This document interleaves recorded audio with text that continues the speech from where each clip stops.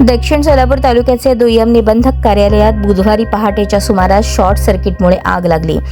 या आगीत कार्यालयातील फर्निचर, वायर, संगणक, प्रिंटर यांचे नुकसान झाले। पहाटेच्या सुमारास लागलेली आग सकाळी 9च्या सुमारास ऑफिस उघडल्यानंतर कळली। सोलापूर प्रांत कार्यालयाच्या शेजारी निबंधक वर्ग भाग 2 सोलापूर दक्षिणचे कार्यालय आहे। या कार्यालयात बुधवारी पहाटेच्या सुमारास आग लागली।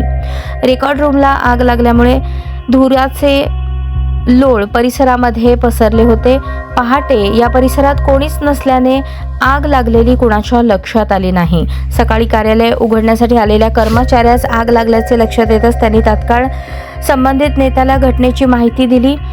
त्यानंतर अधिकारी घटनास्थळी दाखल झाले।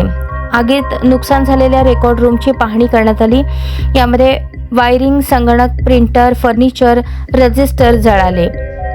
आगीमुळे रेकॉर्ड रूमच्या भिंती काळ्या झाल्या असून या घटनेची माहिती परिसरातील लोकांना कळताच बघण्यासाठी बघ्यांनी मोठी गर्दी केली होती। कार्यालय स्वच्छ करून दुपारपर्यंत कार्यालयाचे कामकाज सुरू झाले।